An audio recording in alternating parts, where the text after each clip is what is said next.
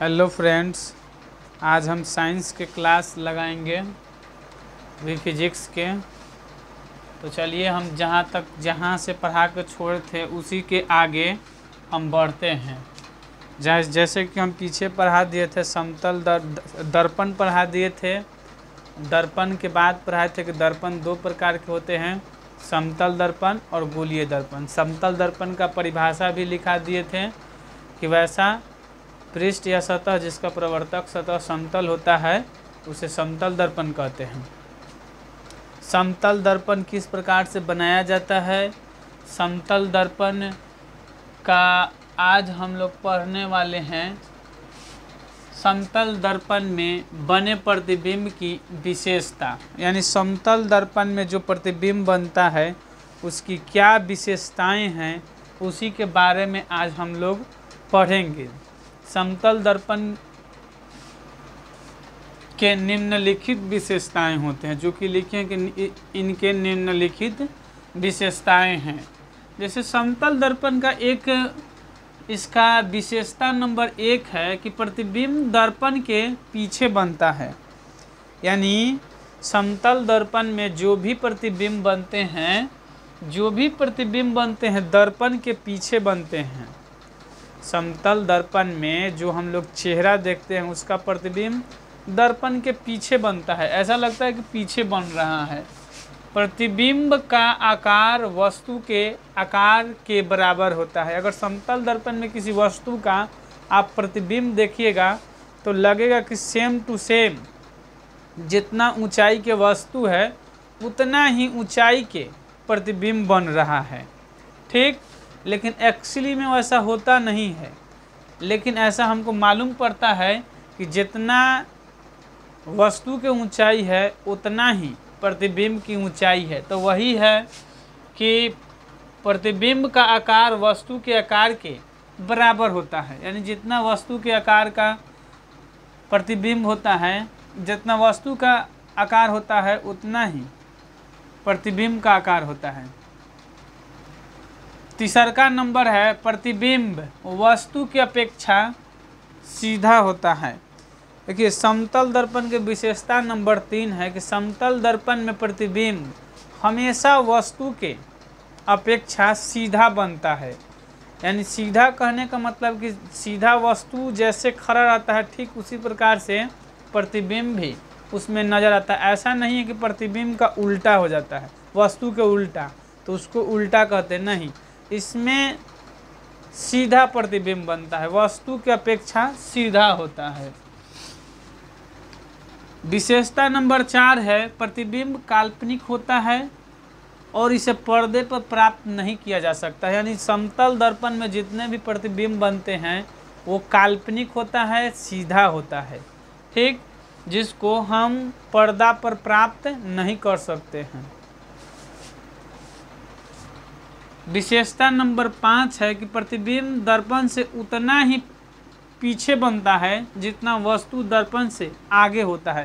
यानी समतल दर्पण के सामने कभी खड़ा होइएगा तो ऐसा लगता है कि हम जो दर्पण से जितना आगे हैं प्रतिबिंब उतना ही हमारा दर्पण से पीछे बन रहा है। आप लोग गौर किए होंगे कि जब किसी समतल दर्पण यानी घर वगैरह में जो भी दर्पण रहता है वो समतल दर्पण लगा रहता है, तो उसके सामने जाके खड़ा होइएगा तो ऐसा लगता है कि हम जितना दर्पण से आगे हैं प्रतिबिंब हमारा दर्पण से उतना ही पीछे है।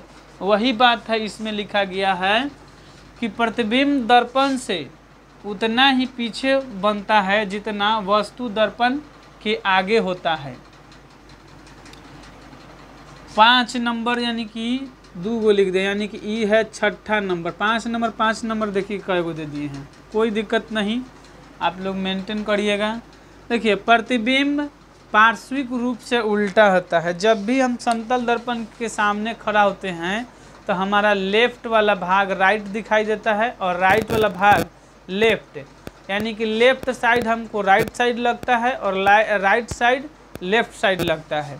यानी कि मान के चलिए कि हम किसी समतल दर्पण के सामने कोई इस तरह से लिखेंगे R, तो उसमें आपका यानी कि प्रतिबिंब में लगेगा ऐसे। यानी कि ठीक उल्टा बनता है। समतल दर्पण में प्रतिबिंब पार्श्विक रूप से, इसी को कहते हैं पार्श्विक, यानी कि लेफ्ट राइट दिखाई देता है और राइट लेफ्ट दिखाई देता है, तो उसी को कहते हैं पार्श्विक रूप से उल्टा। यानी समतल दर्पण में जितने भी प्रतिबिंब बनते हैं वो पार्श्विक रूप से उल्टा होते हैं। समतल दर्पण में पूर्ण प्रतिबिंब देखने के लिए दर्पण की ऊंचाई कम से कम वस्तु के आधा होना चाहिए। यानी समतल दर्पण में किसी वस्तु का पूरा प्रतिबिंब देखने के लिए कम से कम वस्तु की ऊंचाई, प्रतिबिंब की ऊंचाई वस्तु की ऊंचाई के आधा होना चाहिए। यानी कि मान के चलिए कि हमको 10 मीटर के किसी वस्तु को देखना होगा समतल दर्पण में, तो कम से कम 5 मीटर की, उसका पूरा प्रतिबिंब देखने के लिए कम से कम 5 मीटर की समतल दर्पण चाहिए। ठीक, यही कहने का इसमें अर्थ है। यदि आपतित किरण को नियत रखे, यानी जो आपतित, जो समतल दर्पण पर किरण पड़ रहे हैं उसको स्थिर रखा जाए और दर्पण को थीटा कोण पर झुकाया जाए। मान के चलिए कि कोई दर्पण है, उस पर कोई किरण आके पड़ रहा है, तो किरण को स्थित रखा जाए और दर्पण को थीटा कोण पर घुमाया जाए तो परावर्तित किरण 2 थीटा कोण से घूमता है। मान के चलिए कि हम क्वेश्चन दे देते हैं कि कोई समतल दर्पण पर 30 डिग्री के कोण से कोई किरण आपतित हो रहा है, तो समतल दर्पण को घुमाने पर परावर्तित किरण कितने घूम जाएंगे, तो सीधे उसके दुगुना हो जाता है। यानी कि 30 डिग्री है तो 60 डिग्री हो जाएगा। विशेषता नंबर नेक्स्ट देखिए, यदि कोई व्यक्ति समतल दर्पण की ओर भी वेग से बढ़ता है तो उसमें बना प्रतिबिंब 2 भी वेग से उसके ओर बढ़ता है। यानी जब भी हम समतल दर्पण के सामने खड़ा होके आगे की ओर यानी भी वेग से हम बढ़ेंगे तो ऐसा लगता है कि हमारा प्रतिबिंब 2 भी वेग से हमारे ओर बढ़ रहा है। जैसे क्वेश्चन इस पर आ सकता है कि कोई व्यक्ति समतल दर्पण की ओर 2 मीटर प्रति सेकंड के वेग से आगे बढ़ रहा है तो उसका प्रतिबिंब का वेग क्या होगा, तो 2v यानी कि 4 मीटर प्रति सेकंड हो जाएगा। अब देखिए आगे है, यदि 2 समतल दर्पण एक दूसरे से थीटा डिग्री के कोण पर झुके हो, यानी यहाँ पे 2 समतल दर्पण लेना है और दोनों को थीटा कोण पर झुकाना है। जैसे हम 2 गो मान के चलिए कि यही आपका समतल दर्पण हो गया, कि दोनों आपको समतल दर्पण हो गया। यदि इस समतल दर्पण को यानी कि थीटा कोण बनाकर हम रखें, थीटा कोण यानी दोनों को थीटा कोण पर झुका दें, तो इसमें कितने प्रतिबिंब बनेंगे इसकी संख्या ज्ञात करने के लिए 4-5 पॉइंट हैं, जिसमें से हम 1 पॉइंट लिए हैं। यानी प्रतिबिंबों की गणना करना है। यदि 2 समतल दर्पण एक दूसरे से थीटा कोण डिग्री के कोण पर झुके हो तो प्रतिबिंबों की संख्या का गणना, यानी कहता है फर्स्ट नंबर, यदि थीटा बटा 3 यानी कि 360 बटा थीटा एक सम संख्या आए तो प्रतिबिंबों की संख्या, यानी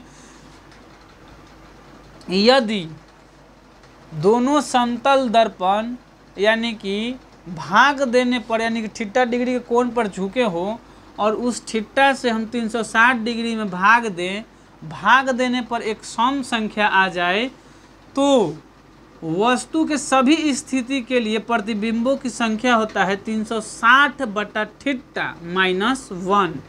यानी कि जैसे कि एक क्वेश्चन से आप समझने की कोशिश करिए। क्वेश्चन है कि 2 समतल दर्पण 90 डिग्री के कोण पर झुके हो तो प्रतिबिंबों की संख्या ज्ञात करिए। तो जब 2 प्रतिबिंब एक दूसरे के साथ 90 डिग्री के कोण पर यानी 90 डिग्री के कोण पर झुके हैं तो इसमें कितने यानी किसी वस्तु का कितने सभी स्थिति के लिए कितने प्रतिबिंब बनेंगे, तो 360 बटा थीटा माइनस 1। तो पहले तो सबसे पहले चेक करेंगे कि 360 बटा थीटा एक सम संख्या आ रहा है या नहीं। तो देखिए हम भाग दिए हैं तो 4 एक सम संख्या है, तो इसमें प्रतिबिंबों की संख्या ज्ञात करने के लिए 4 - 1 कर देंगे, यानी कि इसमें 3 प्रतिबिंब बनेंगे।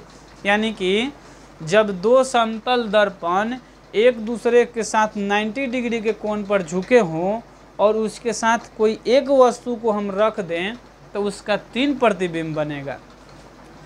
तो आज के लिए इतना है। लास्ट में कहना चाहेंगे कि हमारे वीडियो को लाइक सब्सक्राइब करना ना भूले। इतना मेहनत करते हैं तो एक सब्सक्राइब तो बनता है। मिलते हैं फिर नेक्स्ट क्लास में। इसके यानी समतल दर्पण का ही प्रतिबिंबों की संख्या जब विषम संख्या रहेगा तो क्या करेंगे, मिलते हैं हम फिर से नेक्स्ट क्लास में।